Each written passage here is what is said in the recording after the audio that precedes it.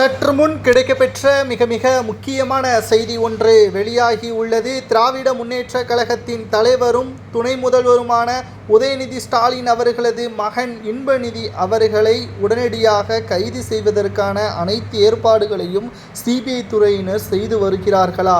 நேற்றுதான் பதவி பிரமாணம் செய்து கொண்டார். கலைஞர் தொலைக்காட்சியின் நிதி நிலை அறிக்கை முழுமையாக இனி இன்பநிதிதான் கவனித்துக் கொள்வார் என்று ஸ்டாலின் அவர்களே வீட்டில் அனைத்து கட்ட முடிவுகளையும் எடுத்து உதயநிதியிடம் தெரிவித்து நேற்று கலைஞர் தொலைக்காட்சி நிறுவனத்திற்கு காலை 11 மணி முதல் 5:30 மணி வரை வேலை செய்துள்ளார். முதல் நாள் வேலை. ஆனால் இதில் மிகப்பெரிய ஒரு சிக்கல் என்னவென்றால், இன்பநிதி அவர்கள் விளையாட்டுத்தனமாக இருக்கிறாரா அல்லது அவர் அரசியலுக்கு வருவதற்காக முதல் அடித்தளத்தை இந்த கலைஞர் தொலைக்காட்சி மூலமாக செய்கிறாரா என்ற பல்வேறு கேள்விகளும் சமூக வலைதளங்களில் முன்வைக்கப்பட்டு வருகிறது.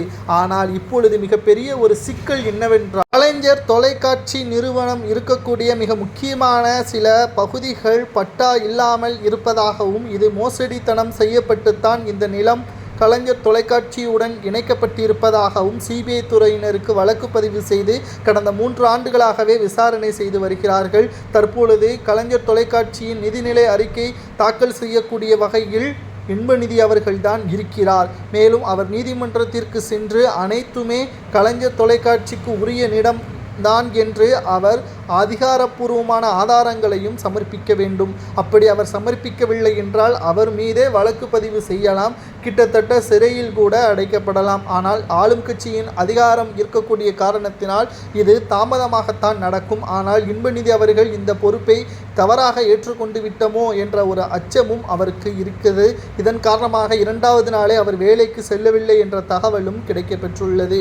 மேலும் இன்பநிதி அவர்களிடம் தனிப்பட்ட முறையில் உதயநிதி ஸ்டாலின் அவர்கள் தெரிவித்துள்ளார், ஆரம்பத்தில் இப்படித்தான் பல கடினமான சூழல்கள் வரும், நீ உன்னுடைய பணியை சிறப்பாக செய்ய வேண்டும், அது உன்னுடைய வாழ்க்கைக்கு எதிர்காலத்தை பிரகாசமாக மாற்றும் என்று கூறியுள்ளார். இதைத்தான் ஸ்டாலின் அவர்களும் உதயநிதியிடம் கூறியிருந்தார். சினிமாவில் ஆரம்பத்தில் வரும்பொழுது பலரும் இவரை கலாய்த்தார்கள். அதற்கு பிறகு பல படங்கள் வெற்றி படமாக மாறியது என்று இவரை கூறியுள்ளார். பல படங்கள் தோல்வி படங்களாகவும் மாறியுள்ளது. ஆனால் இன்பநிதி அவர்கள் சினிமாவில் வருவதற்கு விருப்பமில்லாத காரணத்தினால்தான் இதன் மூலமாக அரசியல் வருவதற்கான அனைத்து சாத்தியக்கூறுகளையும் உதயநிதி திட்டமிட்டு செய்துள்ளார். கலைஞர் வாழ்க, ஸ்டாலின் வாழ்க, உதயநிதி வாழ்க என்று கூறிய தொண்டர்கள் அடுத்து இன்பநிதி வாழ்க்கை என்று கூறுவதற்கும் தயாராகிவிட்டார்கள். சரி, நம்முடைய கேள்விக்காக வருவோம். இந்த பட்டா வழங்காத நிலத்தில் ஆக்கிரமிப்பு செய்ததாக கூறி இன்பநிதியை விசாரணைக்காக அழைக்கலாம் என்ற தகவல் கிடைக்கப்பட்டது.